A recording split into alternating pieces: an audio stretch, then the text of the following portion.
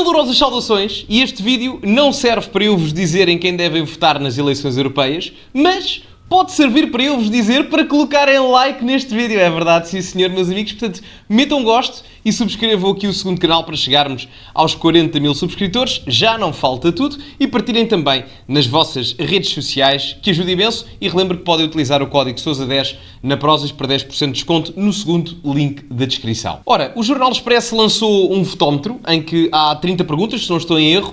E, portanto, no final dessas 30 perguntas, nós temos que as responder, não é? E no final irá indicar quais os partidos mais semelhantes à nossa opinião. Eu vou dar aqui a minha, eu depois disponibilizo o link para vocês também poderem fazer o vosso teste na vossa opinião. E, portanto, vamos aqui responder e vamos então ver os resultados no fim.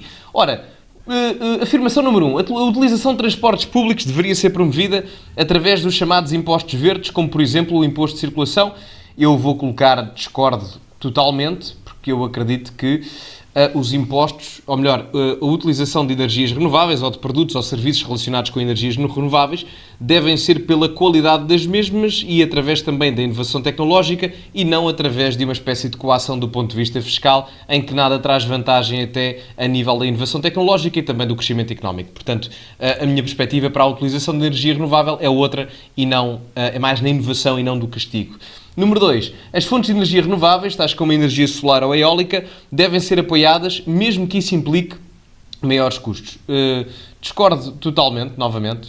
Eu acredito que isto não é necessariamente verdade. Só à parte, estes testes também não são os melhores indicadores para ditar onde é que uma pessoa deve votar ou não. Deixo já isto claro. Nada contra o Expresso, o Observador também faz, mas eu acho que uma pessoa não se deve guiar propriamente por isto.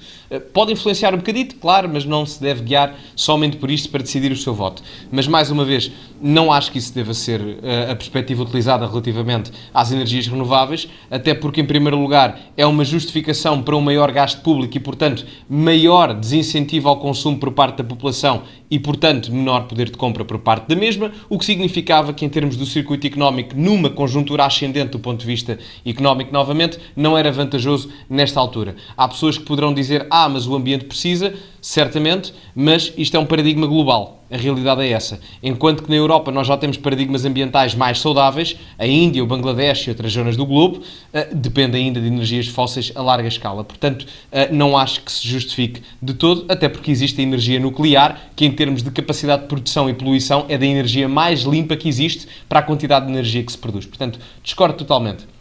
Terceira pergunta. Tal como acordado no European Green Deal, a venda de novos veículos com motores de combustão interna deve ser banida até 2035. Mais uma vez, discordo totalmente, pelas mesmas razões indicadas anteriormente, pela questão ambiental. A legalização do casamento entre pessoas do mesmo sexo é uma coisa boa. Honestamente, eu vou colocar... Tendo a concordar, eu não acho que...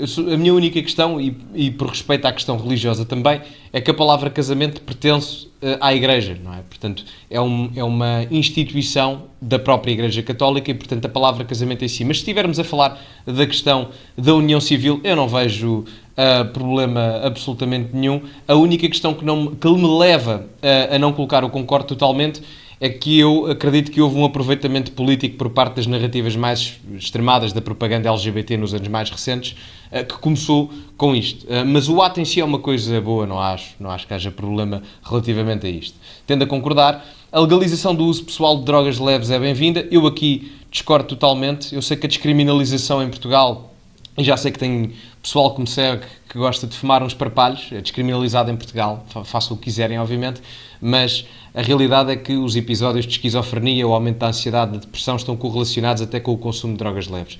E, portanto, desse ponto de vista, eu não consigo ver a legalização como uma coisa propriamente boa. A descriminalização é outra coisa, e eu aí sou a favor, e também acho que ela deve ser legal em termos de uso medicinal. Agora, no uso recreativo, já tenho outras questões relativamente a isso. Portanto, discordo totalmente. A próxima pergunta. O acesso ao aborto devia ser tornado mais restrito, tendo a concordar. Como sabem, a minha opinião... vou só meter para cima, desculpem lá. A minha opinião é num processo ou numa justificação de autorresponsabilidade.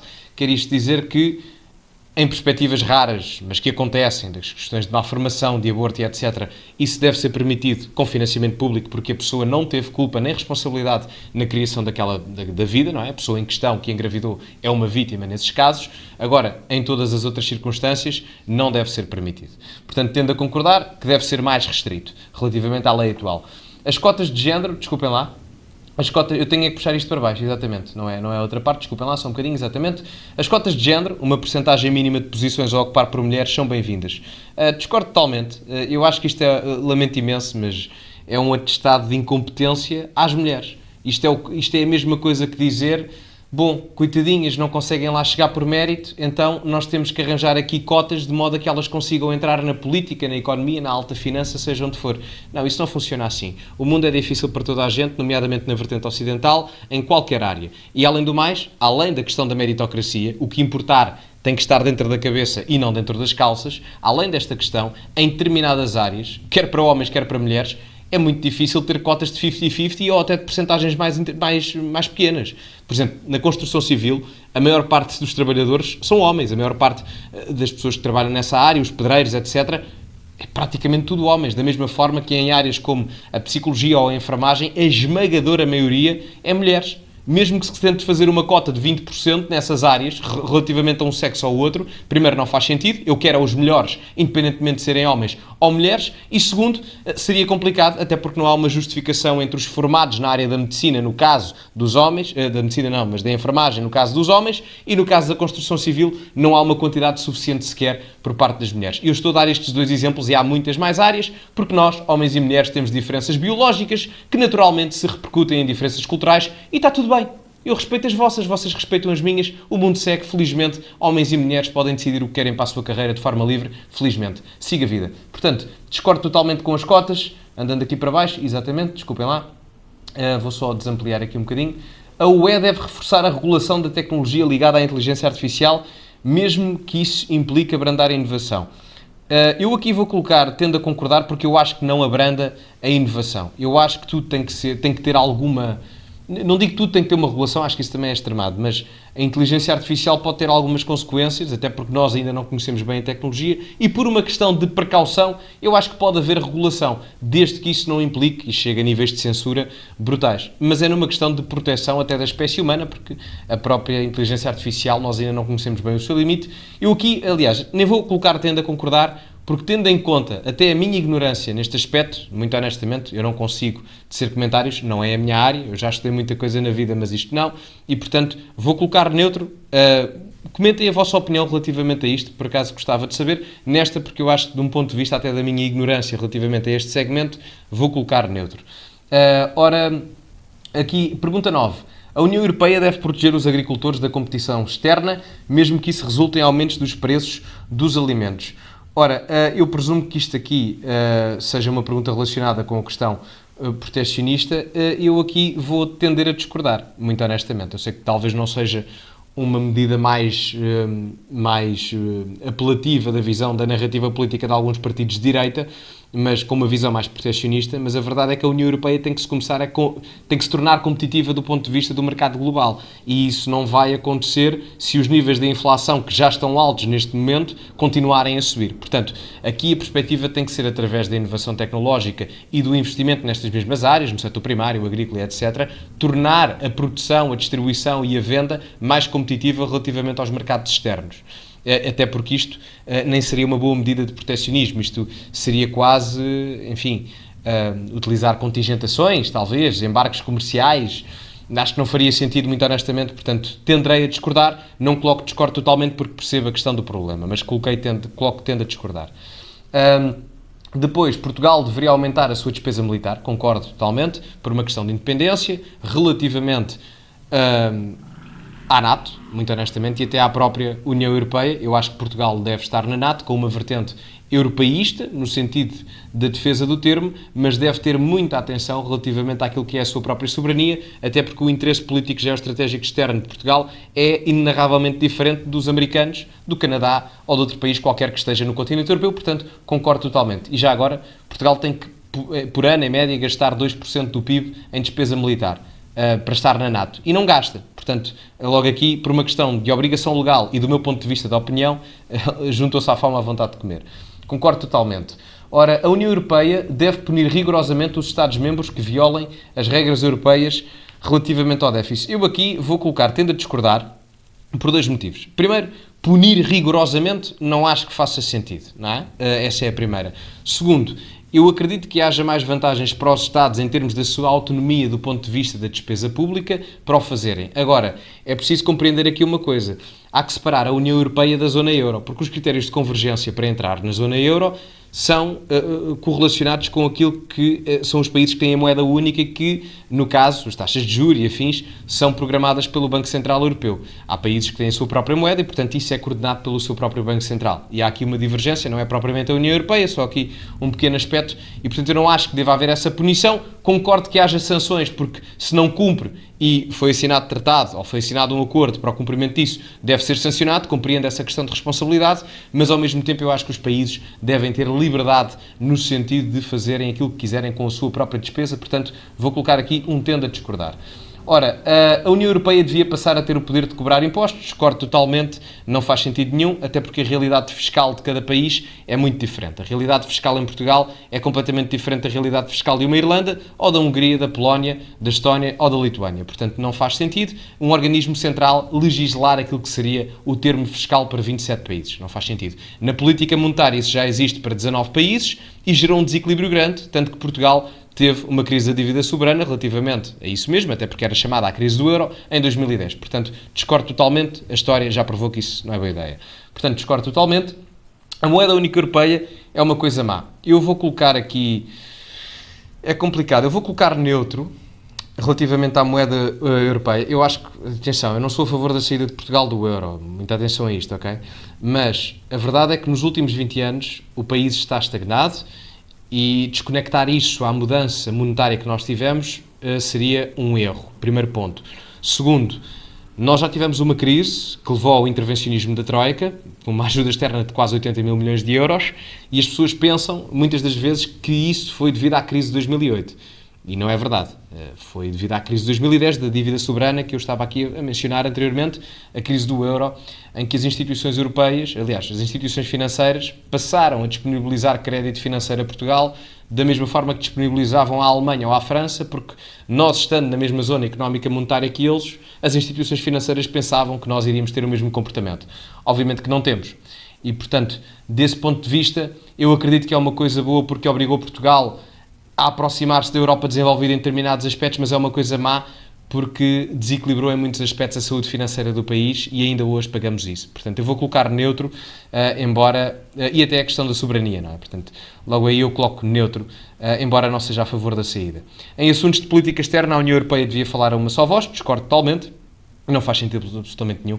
Há 27 países dentro da União Europeia, todos eles com a sua história, alguns deles milenar, como é o caso de Portugal, e nesse sentido não faz sentido. Os interesses de geoestratégia portuguesa são inenarravelmente diferentes do que da Hungria. A nossa preocupação no sul da Europa está muito mais virada com a imigração que é proveniente do norte da África, por exemplo, ou com a enorme zona económica exclusiva para pescar que temos no Oceano Atlântico, e a Hungria, por exemplo, ou a Polónia, estão mais preocupados com a proximidade que a guerra na Rússia e a Ucrânia tem com o seu território. Nós também estamos, mas é diferente, estamos a milhares de quilómetros e eles estão logo ali numa fronteira. Portanto, discordo totalmente, é muito difícil gerir isto e nem sequer seria respeitoso para os países em questão.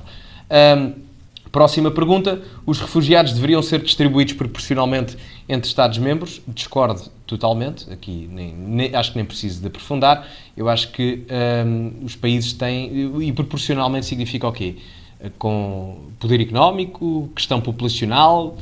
Portanto, não percebo a questão. Aqui é um pouco mal formulada, mas eu acho que os países devem ter poder para eles próprios decidir se querem ou não receber refugiados. Quer isso seja proporcional à sua dimensão económica ou populacional ou não. Portanto, discordo totalmente, não deve ser a União Europeia a ditar ou a obrigar isso mesmo.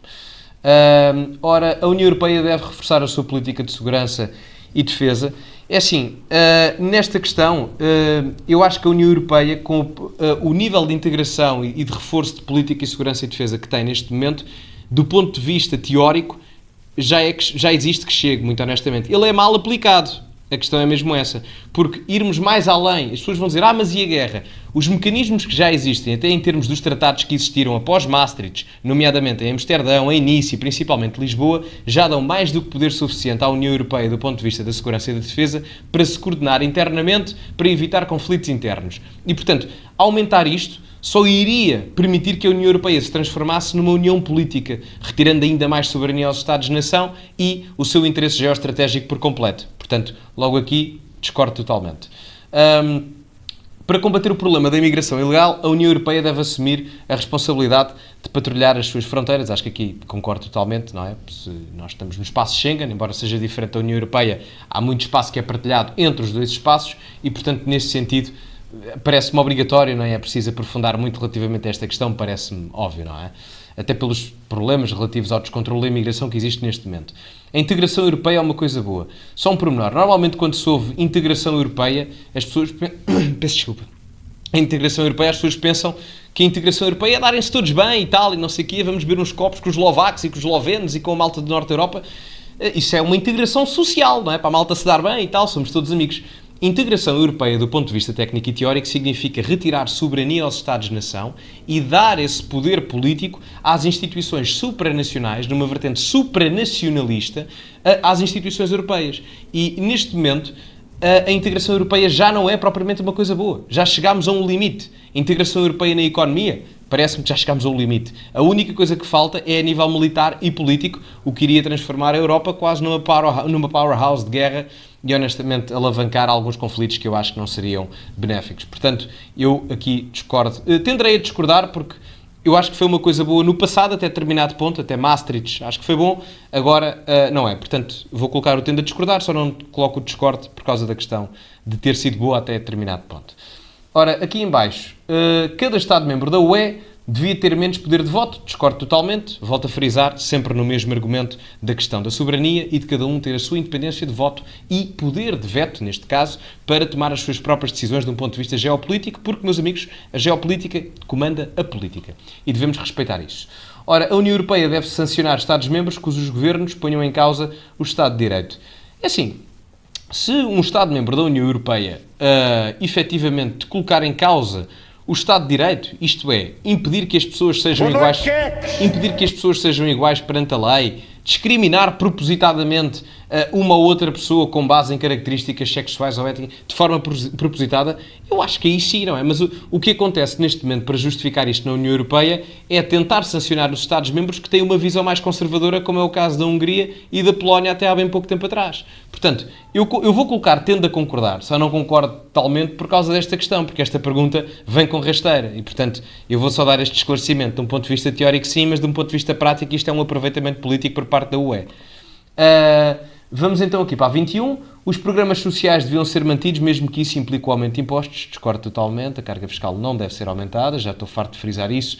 E até ao longo deste vídeo também, acho que não é preciso justificar mais. O Estado deveria prestar maior apoio financeiro aos trabalhadores desempregados. Vou colocar... Discordo totalmente. A oferta de emprego neste momento na União Europeia é enorme, até porque eu ouço vários líderes dos países a dizer: bom, nós precisamos de imigrantes porque não temos gente para trabalhar. Não tem, então há tanto desempregado, não é? Portanto, não faz sentido, muito honestamente. A narrativa política não é coerente. Pode-se receber imigrantes também, não há problema, não é? Mas agora, com tanto trabalhador desempregado, acho que o argumento não é muito coerente. Ora, a despesa pública devia ser reduzida para permitir a descida dos impostos. Concordo totalmente. Portanto, aqui, sem sombra de dúvidas, há muita gordura no Estado, quer a nível nacional, quer a nível da instituição da União Europeia, que poderia perfeitamente ser cortado e em coisas que não são necessárias para o Estado estar a fazer o seu management ou a sua própria gestão. E isso permitia também um impulso na redução dos impostos, aumentando o poder de compra direto do cidadão comum. Portanto, concordo totalmente. Depois devíamos aumentar os impostos pagos pela parte mais rica da população. Em contundência com a resposta que eu dei à pergunta anterior, não faz sentido, não é? Portanto, não acredito que o aumento da carga fiscal seja justificativo de alguma coisa, mesmo nas classes mais altas, que por norma são aquelas que colocam mais dinheiro em circulação na atividade económica através de forma de investimento e geram mais emprego para permitir poder de compra a quem trabalha. Portanto, logo aí não creio que faça sentido. A idade da reforma devia ser aumentada para reforçar a sustentabilidade dos sistemas de pensões. Não creio que seja a partir daqui, honestamente. Eu vou colocar, tendo a discordar, embora a idade da reforma em muitos países já tenha mais do que 65, já chega quase aos 70 anos, portanto, não acho que seja por aqui, muito honestamente. O Estado deve intervir diretamente para controlar a subida dos preços dos bens de primeira necessidade. Não faz sentido controle de política de preços, isso levava-nos à miséria, porque a partir do momento em que o Estado fizesse isso, iria ser um desincentivo brutal à produção e as pessoas, ou as empresas, as entidades produtoras, iriam deixar de produzir, porque não iriam conseguir gerar lucro e valor acrescentado, o que seria um desincentivo brutal à oferta e, portanto, iria gerar até mais inflação sem o controle dos preços por parte do Estado. Discordo totalmente. A União Europeia deve continuar a providenciar ajuda militar, tal como armas e munições à Ucrânia. Eu vou colocar como neutro, eu tenho uma posição muito particular relativamente a isto, que nem está tanto do lado para a Ucrânia, nem do lado manifestamente, enfim, um pouco lírico por parte do PCP relativamente a isso. Eu acho que, neste momento, o Biden fez uma coisa interessante. Agora, não sendo eu grande fã dele, ele vai organizar uma cimeira de paz, onde vai reunir os Estados Unidos, a Ucrânia e mais alguém, já não me recordo. E, portanto, eu acho que neste momento era preciso uma abordagem mais de soft power, mais de diplomacia, do que propriamente de hard power. Compreendo a questão da invasão russa, em que Putin é completamente culpado, mas se queremos que a guerra acabe, que eu acho que é a abordagem neste momento a tomar, é preciso que se façam cimeiras de paz e, honestamente, é preciso começarem as negociações para o fim da guerra, porque senão não vai acabar, muito honestamente. A não ser que a NATO queira entrar e vamos todos para a guerra combater no meio da Europa. Portanto, nós temos que começar, europeus, a perceber que falar da guerra em si não é como estar a falar de um jogo de PlayStation. Aquilo existe, está longe, mas existe. Portanto, hoje são os outros, mas amanhã posso ser eu ou qualquer um de nós, até aos 60 anos, a ir combater, sabe-se lá onde. Portanto, neutro. A UE deve ser alargada de modo a incluir a Ucrânia. Eu vou colocar, tendo a discordar.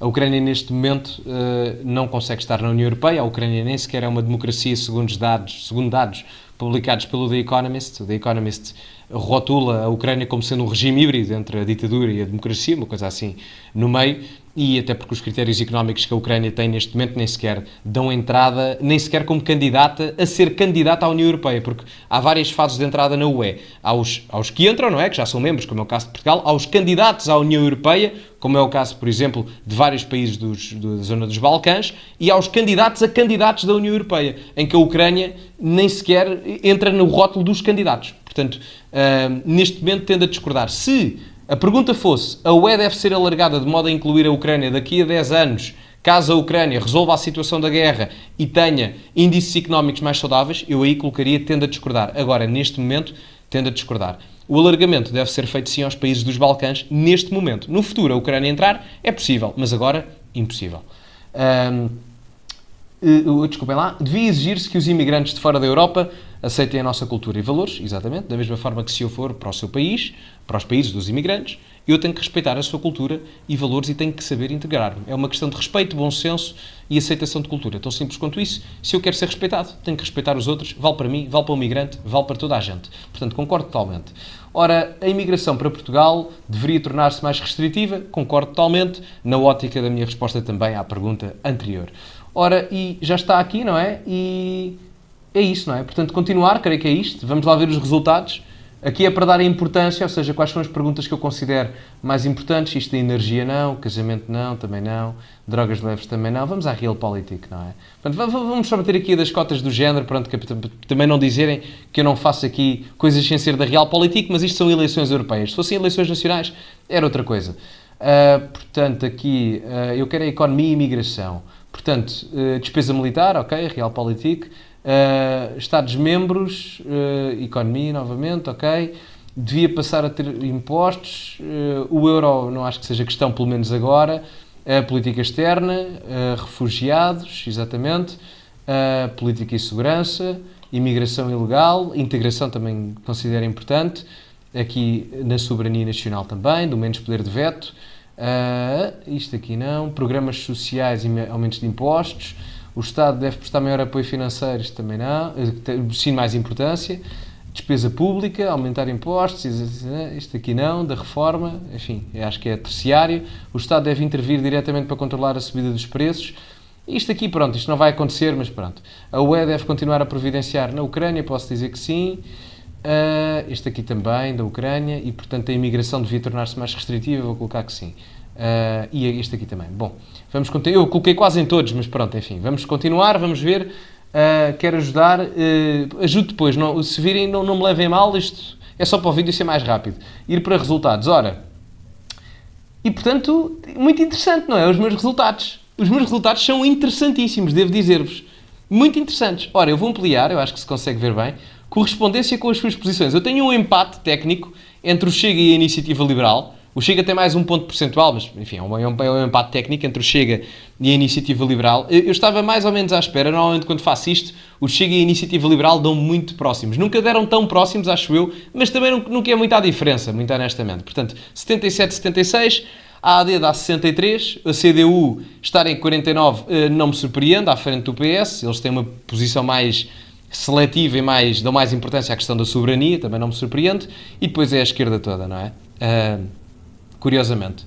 Sim, eu por acaso até pensava que me ia dar um bocadinho mais de bloco de esquerda, não muito mais, obviamente, mas porque o bloco é um pouco cético relativamente ao euro e, portanto, eu até pensei que poderia, enfim, de alguma forma assimilar-se alguma percentagem, não muito, não é? Depois há aqui o meu espaço político, onde é que eu ando, portanto, estou aqui próximo do Chega, diria, portanto, mais autonomia nacional, exatamente, e direita conservadora, portanto, sou mais à direita que o Chega em determinado aspecto, pela questão económica, e mais integração. Atenção que este ramo aqui, este political compass, este compasso político, não é como o tradicional, não é? O tradicional tem a questão económica e tem a questão ideológica dos valores. Aqui temos a questão dos valores, da esquerda para a direita, em que eu estou um pouco mais à direita do Chega, e na questão da autonomia nacional e mais integração europeia, eu estou ali na questão da autonomia nacional praticamente ao mesmo nível que o Chega. E na questão económica, que deve estar muito próximo da Iniciativa Liberal, mas a questão económica aqui não é contabilizada. Mas há aqui outras dimensões, vamos lá ver. Economia. Portanto, não sei se conseguem ver. Portanto, a economia, isto é da esquerda para a direita. A intervenção do Estado, mercado livre.